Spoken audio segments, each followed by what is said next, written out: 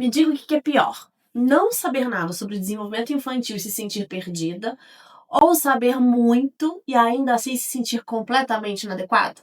Eu descobri da pior forma possível que conhecimento teórico e experiência prática são universos completamente diferentes. Eu sou especialista em educação, trabalho com ensino e aprendizagem há anos, sendo 15 anos dedicada ao ensino superior e nos últimos 5 anos mais voltada à educação infantil. Durante a gravidez, eu ainda estudei diferentes teorias, métodos, abordagens sobre o desenvolvimento infantil e, mesmo assim, quando a Camille nasceu, me senti a mãe mais incompetente do mundo. Bem-vinda ao Mães em Travessia. Eu sou Juliana Madzi e o episódio de hoje é A Culpa Materna e o Peso das Expectativas.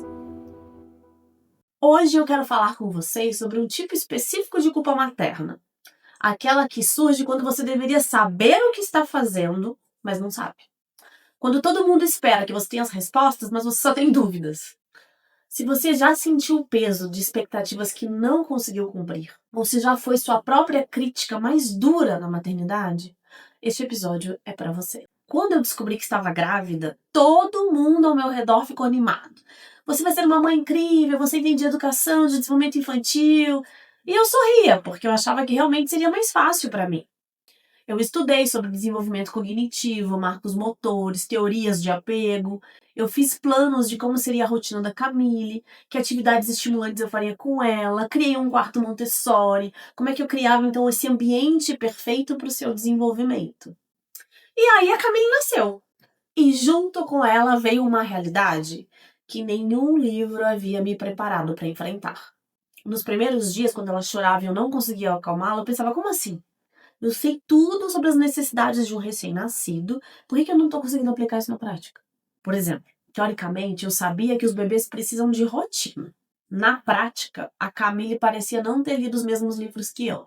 Ela dormia quando queria, acordava quando queria e parecia ter sua própria agenda que não combinava com nada daquilo que eu havia planejado. E o pior é que a Camille foi aquele bebê típico que não dorme. Por muitos e muitos meses, ela acordava a cada 2, 3 horas para mamar. E por mais que eu criasse uma rotina mais perfeita ou aplicasse as técnicas mais modernas, nada fazia a minha filha dormir uma noite inteira. Eu lembro do meu marido me chamar a atenção quando as minhas expectativas estavam assim, meu Deus, a Camille não dorme, o que eu tô fazendo de errado? E ele me lembrou, a Camille não é um robô, Ju. Não existe um manual de instrução que está no livro para dizer como exatamente a Camille dorme. Essa culpa de deveria saber é cruel. Porque ela não vem só de fora, ela vem principalmente aqui de dentro da gente. E eu lembro que eu ficava várias vezes estudando ainda mais sobre o sono infantil e tudo que eu aplicava não resolvia. Ela simplesmente acordava 4, 5 vezes ao longo de toda uma noite. Eu acho que ela nunca dormia uma noite inteira durante seu primeiro ano de vida. E isso fazia com que eu me cobrasse o tempo todo. Como é que você não consegue fazer sua filha dormir uma noite toda? Você sabe sobre a importância do sono para o seu desenvolvimento? Como assim você está perdendo a paciência? Você conhece técnicas de regulação emocional. Então era como se eu tivesse duas pessoas dentro de mim. A profissional, que sabia a teoria, e a mãe, que não conseguia aplicar na prática. E essas duas pessoas estavam constantemente em conflito aqui dentro. Teve um dia que marcou muito isso para mim.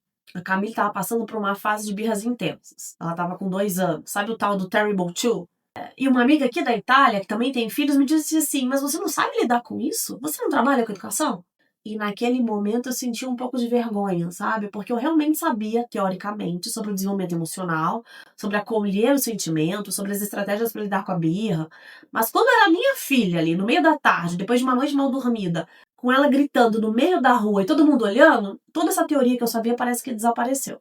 E aí eu percebi que tem uma diferença fundamental entre conhecer estratégias e conseguir aplicá-las quando você está esgotada, emocionalmente envolvida e lidando com seu próprio filho e não com o filho dos outros. E talvez a questão não seja que eu não sei o suficiente, talvez a questão seja que saber e conseguir aplicar são coisas diferentes. E, quer saber, tá tudo bem não ser perfeita mesmo sabendo muito. A virada começou quando eu parei de tentar ser a mãe que meu conhecimento dizia que eu deveria ser. E comecei a ser a mãe que conseguia ser naquele momento. Eu percebi que a minha formação em educação não era uma cobrança, era um recurso. Mais um recurso que precisava ser adaptado para a minha realidade, para o meu cansaço, para a minha personalidade específica e pelas necessidades específicas também da Camille. Eu comecei a usar alguns aplicativos de IA, de inteligência artificial, como o Claude, o ChatGPT, para me ajudar a fazer algumas reflexões com base no que eu mesma já sabia sobre o desenvolvimento infantil e sobre os processos de aprendizagem, versus o que vinha acontecendo na prática.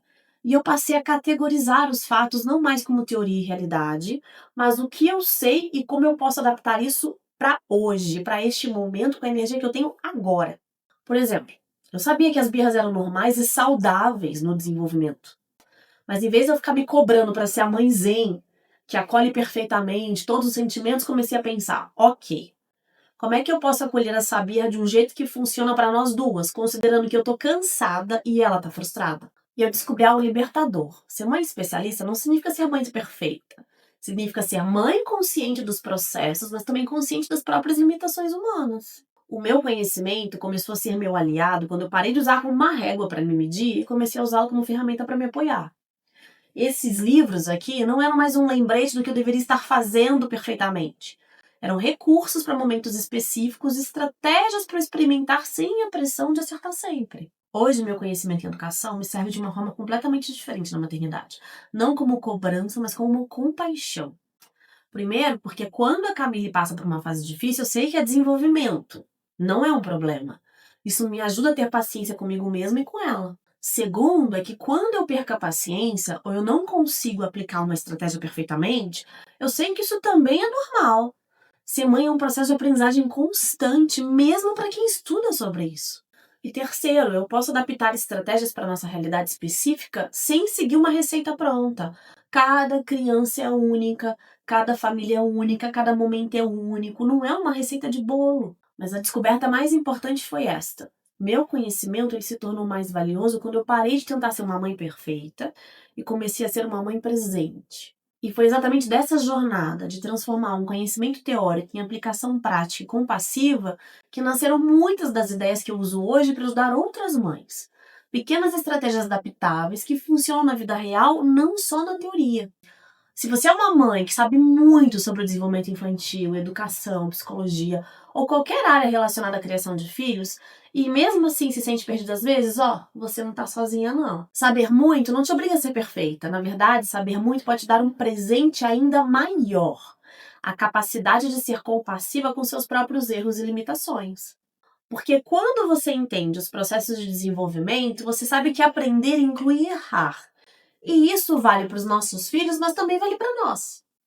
Na próxima semana, vamos entrar numa fase diferente aqui do canal.